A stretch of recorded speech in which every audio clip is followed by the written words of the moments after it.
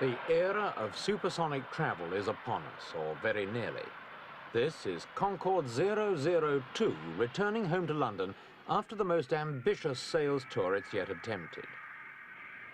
In 29 days, the giant Anglo-French supersonic jet had flown 45,000 miles and visited 12 countries. As Concorde landed, dozens of people telephoned the airport to complain about the noise, but in spite of the protests, the plane brought thousands of sightseers to the airport, among them Queen Elizabeth.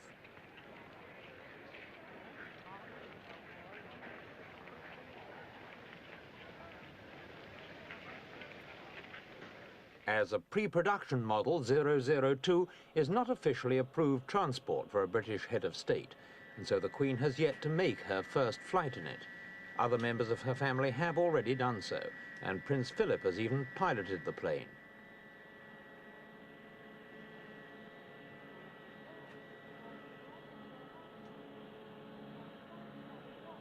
The royal visit was apparently the Queen's own idea, but it was certainly a very welcome morale booster for this controversial project which now involves so much British money and prestige.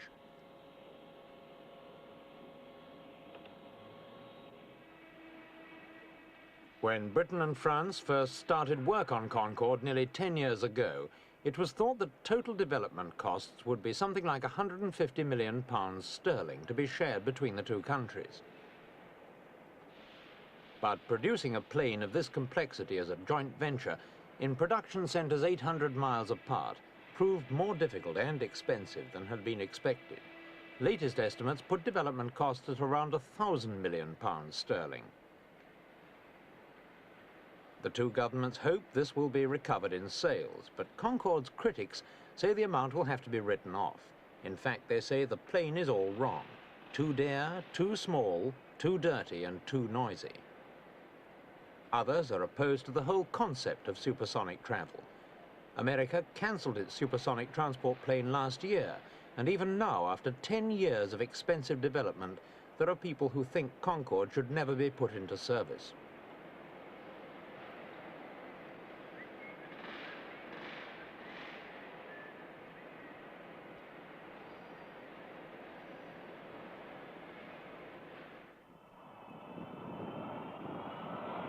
With this sort of opposition, the sales team on board 002 knew they were in for some hard bargaining. But by the time they'd touched down at Singapore, they'd got a firm order from the Shah of Iran for 3 Concordes.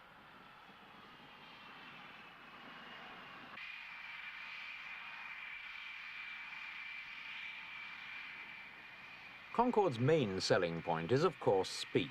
Even without breaking the sound barrier, 002 covered the 900 miles from Bangkok to Singapore in 1 hour and 42 minutes, instead of over 3 hours by normal jet.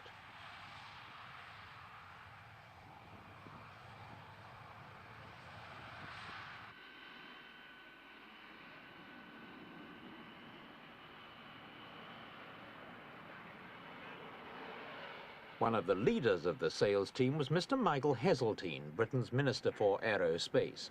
We spoke first to him and then to test pilot Brian Trubshaw. Mr. Heseltine, has the trip been worthwhile so far? Oh, it's absolutely fabulous. You've only got to look around here, this welcome, we've had it all the way around. And of course we had marvellous send-off from Iran, as you know, when they told us that they were going to buy 3 Concordes. It really couldn't have been better. Even though one's taking some risks, I suppose, with a prototype, flying it this far away from base. Well, you know, this I think is, you asked Brian Trubshaw about the risks we're taking, but for me coming along with it, it doesn't appear to have been many risks so far. Has it been a nail-biting exercise for you so far? No, it hasn't. It's been marvellous because, as you know, I told you before we left London that we might run into some problems. But so far, we've only missed one of our takeoff times by 5 minutes, and that was due to the passengers being delayed by traffic. We've had terribly little in the way of snags, and I really am terribly bucked with the way the aeroplane has worked all the way since we left Fairford last Friday.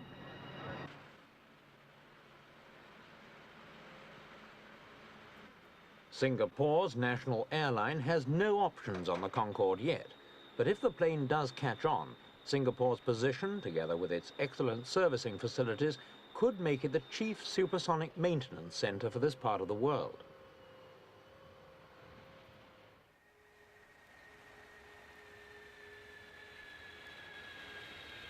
After Singapore, Tokyo.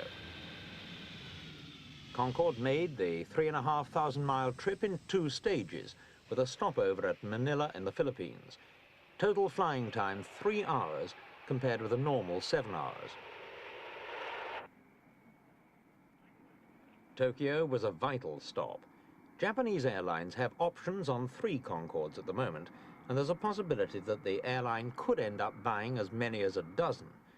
The main objections here are not money, but pollution. More than 20 years of rapid economic growth have brought Japan staggering prosperity and pollution to match.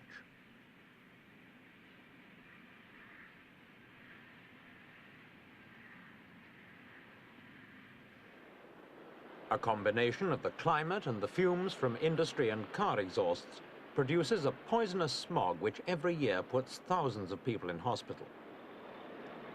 Not unnaturally, the prospect of a highly polluting Concorde is greeted with dismay in a city where the traffic policemen need oxygen to survive.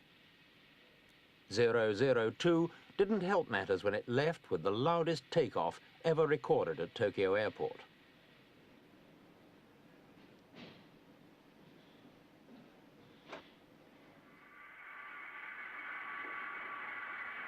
Three days later, the plane arrived in Sydney after having made its first major supersonic flight over land on the 2,000-mile journey from Darwin.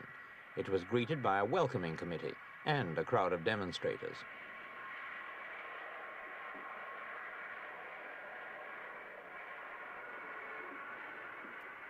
All the accusations of noise and smoke pollution were taken very seriously by the Concorde men, who pointed out that 002 was a pre-production model, which was much noisier and dirtier than the planes which will actually be delivered. New annular combustion chambers and silencers are expected to put production Concordes well within accepted limits at subsonic speeds, although this will, of course, do nothing to alleviate the boom which the planes will make when flying at supersonic speeds.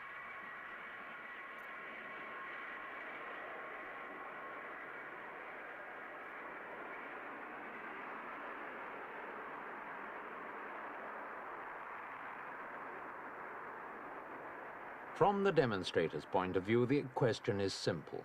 Why pay £12 million sterling for something which will be yet another onslaught on the environment? The makers claim the equally simple answer is that Concorde will cut existing air journeys almost in half.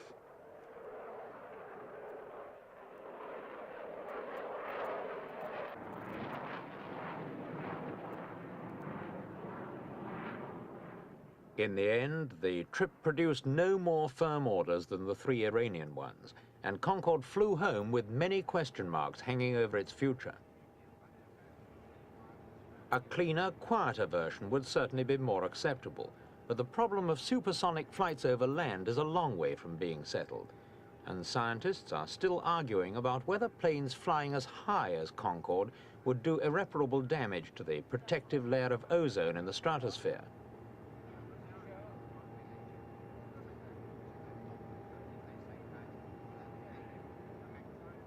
There is, too, the question of economics. It seems that Concorde will have little room for tourist-class passengers if it's to pay its way, and it's far from certain whether competing airlines will find the first-class passengers they need.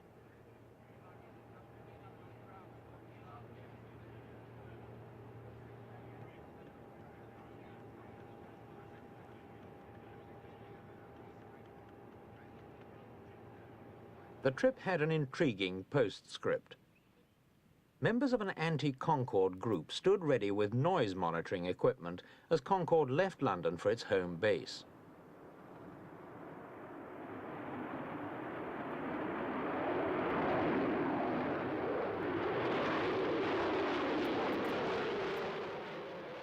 To everyone's surprise, the meter registered 105 decibels, only slightly more than a jumbo jet and lower than some other planes. A small victory, but the Concorde men believe a significant one.